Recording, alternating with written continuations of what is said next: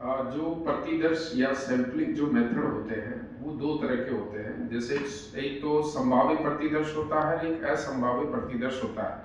संभाव्य प्रतिदर्श में क्या है कि समग्र की समस्त इकाइयों में से चुने जाने की संभावना बनी रहती है, और असंभाव्य प्रतिदर्श होता है समस्त की समग्र इकाइयों में से चुने जाने की संभावना नहीं है, क्योंकि शोधार्थी जो है अपनी इच्छानुसार भी प्रतिदर्श चुन सकता है। तो यहाँ पर इस तरह के क्वेश्चन जैसे हैं, निम्नलिखित में से कौन सी गैर प्रायिक निर्देशन विधि है, यानी नॉन प्रोबेबिलिटी सैंपलिंग मेथड है।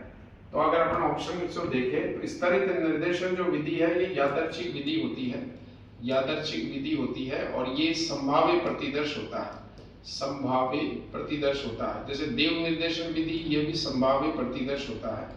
व्यवस्थित निर्देशन विधि जो है ये पूरी तरह संभाव्य नहीं होता और असंभाव्य प्रतिदर्श की तरफ ये जाता है। तो इसमें जो बेस्ट आंसर है वो 3 है।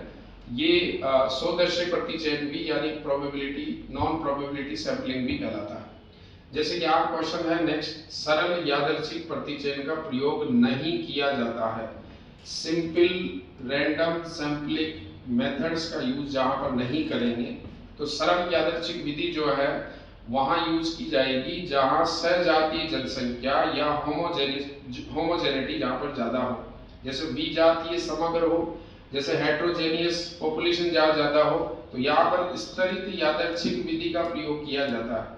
स्तरित यादृच्छिक विधि का प्रयोग किया जाता है, स्ट्रेटिफाइड रैंडम सैंपलिंग का यूज करते हैं।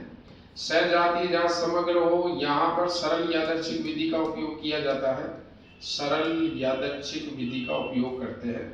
और जहां बड़ा समग्र हो यहाँ पर भी, लेकिन सजातीयता हो, यहाँ पर भी सरल यादृच्छिक विधि का उपयोग कर लेते हैं। तो सबसे जो बेस्ट आंसर होता है इसमें कि सरल यादृच्छिक विधि का उपयोग नहीं करेंगे, वो विजातीय समग्र होता है। जहां विषमता ज्यादा होती है, विविधता ज्यादा होती है आंकड़ों में, तो वहां पर स्तरित यादृच्छिक विधि यानी स्ट्रेटिफाइड रैंडम सैंपलिंग का उपयोग किया जाता है। तो सबसे बेस्ट आंसर है इसमें 1। तो इस तरह से आपको क्वेश्चनों को सोल्व करना है, और बहुत सारे क्वेश्चन जो है रेगुलर प्रैक्टिस करो, 4 ऑप्शनों के साथ साथ उनको देखना है।